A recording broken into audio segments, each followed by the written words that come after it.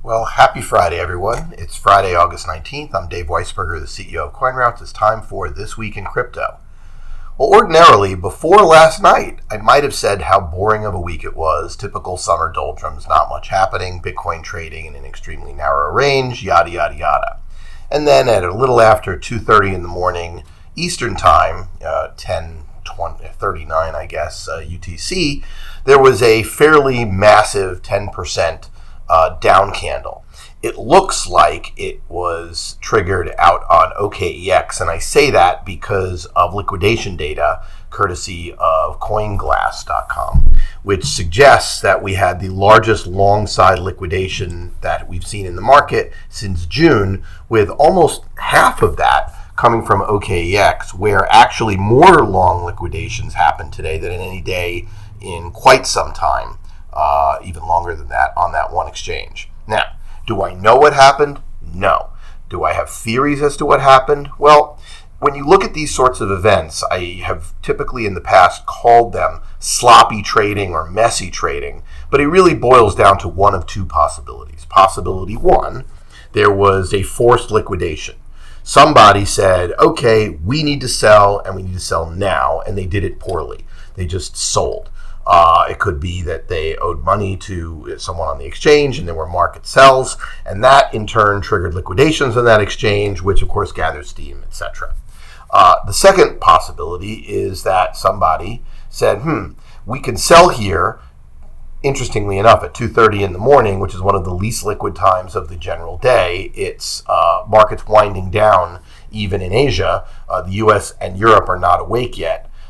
And so let's figure out the time that we could trigger the most liquidations and try to make this happen. And therefore, selling to create liquidations and then buying back as the liquidations sell into themselves, and try to create that sort of self-fulfilling prophecy. People at the SEC like to call this a momentum ignition kind of strategy, which is generally classified as manipulation and generally not considered legal in most jurisdictions. Although in crypto there's no particular rules, I think there are some regulators that wouldn't be very happy if that was the case. The issue in this case is that both Bitcoin and Ethereum moved in lockstep and then took the rest of the market with them. And in fact, there were more liquidations, significantly more, in Ethereum than there were in Bitcoin. So I don't know what happened. It could have simply been somebody with merge anxiety selling and doing it very poorly. We used to see this all the time. But while CoinRoutes doesn't have that big of a market share, there are more and more people understanding best execution and understanding why you should be patient when you're trying to sell and do so well. But every once in a while, there's somebody out there who calls brokers for big bids or just hits bids and knocks the market down. In any event, I'm not sure we'll ever know what happened last night, but it'll be yet another instructive case for people to do the forensics to try to dig into it. That's basically what happened. So the market dropped like 10 some odd percent. It recovered a little bit. And then when the US came in, it fell basically another couple of percent in line with NASDAQ. Why did all of these assets sell off? Well, people are starting to realize that the Fed means business this time, and they're going to cut rates. They're going to raise rates again, somewhere between 50 and 75 basis points into what might be a slowing economy. Now, the interesting part about this is my thesis still remains unchanged. My eye of the hurricane idea.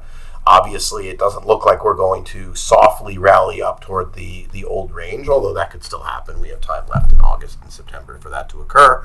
But the reality is there's a lot of nervousness out there. There are a lot of reasons and things for people to believe that there are other shoes to drop. And as long as that's happening, then there is going to be an element of risk. The Ethereum merge poses risk. As I said last week, it also poses potential upside if everything comes off without a hitch. I guess we will see. From a news perspective, it was a very quiet week. The story from last week is still reverberating about the Tornado Cash, but I covered that last week, so I don't want to talk too much, except to say that more and more people are wondering if there's a First Amendment angle to this, because after all, code is speech. Well, we shall see. I'll let the lawyers worry about this for quite some time. The only really news item we noticed this week was yet another big firm declaring that there are issues. So Genesis this week announced that their CEO, Mike Morrow, was stepping down effective immediately, 20% of the workforce was being laid off, and that there was a rather substantial 9 or 10 figure, well, whatever, multi-billion, more than $1 billion loss, which shouldn't surprise many people because we were told that their $2 billion loan to Three Arrows was only 80% collateralized, and that collateral was counted more toward the highs of the market, not where the market is today. So understanding that there was a huge loss at a very major player in the industry is another shoe. Do I think that caused forced liquidations and had any part of last night? Not really. I suppose anything's possible, but it seems unlikely. But the fact is, as long as these things are happening, we're getting more and more people worried about the industry in general, which of course will cause this sort of volatility. The other last news story is, yet again, this time mining companies were the recipients of yet another letter, this time from people in the House, demanding to understand the environmental impact. Now, I've talked about this before too.